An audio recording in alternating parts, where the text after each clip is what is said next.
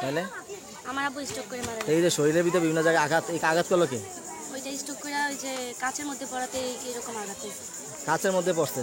এই জিনিসটা গোপন রাখছে কি কারণে? এই জিনিসটা তো আমরা গোপন রাখি নাই, সবাই তো দেখছে।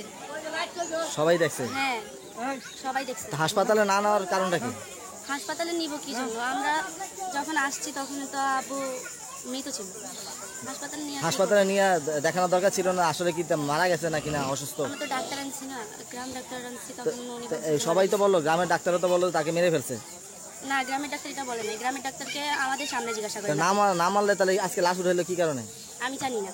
ওনারা যে সন্দেহটা করতেছে, আমি চাই ওই সন্দেহটা ইয়ে করুক। আর যারা আমাদের জন্য মানে আমাদের এমন করতেছে, অশান্তি দিতেছে আমার বাবার শরীরে, আল্লাহ তাদের বিচার করুক। আমি তাদের বিচার চাই। ঘটনার পর থেকে তোমার মা পলাতো কেন? আমি জানি না। তোর মা পলিয়ে গেছে, কারণটা কি? কেন পলাইছে? উনি যদি নিরাপদ হয়ে থাকে তাহলে পলাইলো কেন? আমার আম্মু যদি আমার আব্বুকে মারতো তাহলে 4 লক্ষ টাকা দিয়ে ঢাকা থেকে আনতো না। 4 লক্ষ টাকা দিয়ে ঢাকা থেকে চিকিৎসা করে আনতো। উনি যদি নিরাপদ না হয় তাহলে উনি পলাইলো কারণটা কি? ওইটার কারণ আমি জানি না। ওইটার কারণ আমার আম্মু। তাহলে অবশ্যই এর মধ্যে কিন্তু আছে। কি বলো?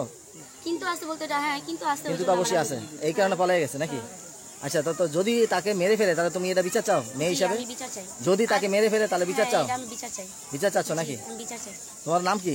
আমার নাম স্বর্ণালী। তোমার ভাই বোন কজন? আমরা 5 ভাই বোন। 5 ভাই বোন। তোর বাবা কত বছর বিদেশ ছিল? আমার বাবা 13 বছর।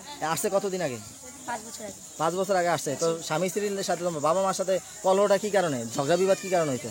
মাঝে মধ্যে প্রায় সময় একটা সংসার নিয়ে ঝগড়া যেতে যায় না? এই ঝগড়া প্রায় সময় হইতো? হ্যাঁ প্রায় সময় হতো, কিছুদিন পরে পরে হইতো। তো তোমরা প্রতিবাদ করো না? তোমার মারা বুঝাও না যে কেন? আমি বুঝেছি, আমার আব্বুকেও বুঝানোর পরে আমার আব্বু বুঝছে, আমার আম্মুও বুঝছে।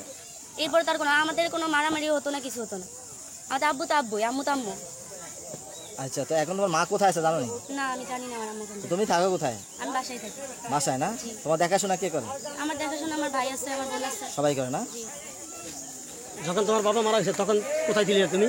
আমি বাসায় ছিলাম না, আমার আপুর বাসায় ছিলাম। না আমার ঘটনা কি, কিভাবে মারলো বলেন তো? ঘটনাটা আমরা তো দেখলাম ভালোই সুস্থ মুস্থ চলাফেরা করে। চলাফেরার মাঝে ওই পারিবারিক হেগো গোপনীয় কোনো কিছু এই টুকটাক ঝগড়া হেগো ওইতেই থাকে।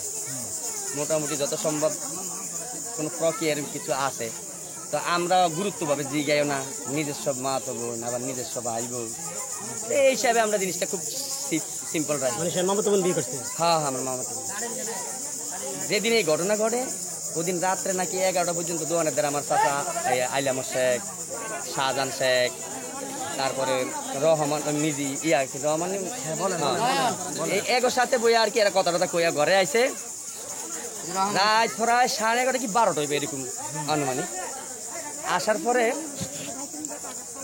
ওই যে আমার বাতি যে বাইতে আমার বিয়া দিছে আমাকে বাইতে। আচ্ছা, বিস্তারিত না বলে সংক্ষেপে বলেন, কি ঘটনা কি করছে সেটা বলেন। ঘটনা পরে রাত্রে আমরা সকালে আমরা ডাইতে নিচ্ছি। সকালে আমরা ডাইয়া দেখি কি আমার বাইটার নাম হয়ে রাখছে। আমি যেরকম গিয়ে দেখছি ল্যাবগার দেয়, এই আমার মা তো ভাই এইদিকে, এই ভাবি, এই আমার মামু, এই আমি। পরে আমি যে গেলাম মা তারা কি গো ঘুরে বসতে কি তেলের পানি দিছি, তেলের পানি দিয়ে বাসা তো চোখ এমনি আলগিতে দেখি কি চোখ লড়ে সরে না, আতালগি দেখছি লড়ে না। পরে আমি ধুইয়া গেছি স্যারি খাইতাম। আয়া আমার বোনের নাম আসছে নিচে নিচে দিয়ে একটু রক্ত রক্ত পরে ইয়ান তেনে ফতে যখন ধুইতে গেছে তখন আরো মানে কেন রক্ত জিজ্ঞাসা করেন রক্ত কিভাবে আসলো? আমি প্রথম জিজ্ঞাসি মাথা দিয়ে ভিজা, মাথার মধ্যে ইয়া তেলের হানি দিয়েছি। এখন আপনাদের অভিযোগটা কি? এখন আমার ভাইয়ের যদি কেউ হত্যা করে তাই আমরা তো পূর্ণ বিচার চাই। বিচার চাচ্ছেন? হ্যাঁ। এই ঘটনা তো আপনার বোন বাদিয়া মামলা করছে? হ্যাঁ আমার বোন বাদিয়া মামলা বিবাদী হচ্ছে আপনি তার স্ত্রী?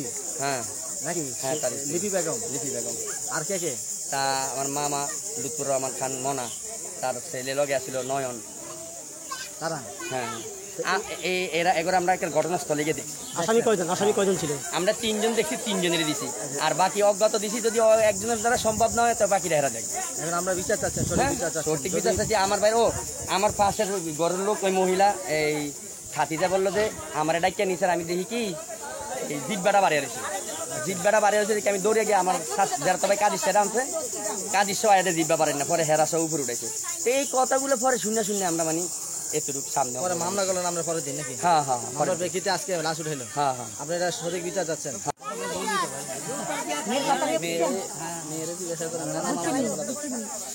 মেয়ের কথা মানে মিডিল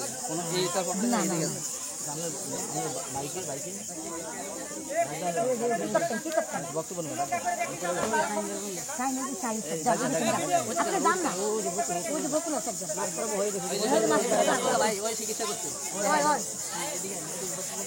বাইরে বাইরে বাইরে মৃত্যুর আগে চিকিৎসা করতে হবে আপনি সঠিকভাবে ইন্টারভিউ দেবেন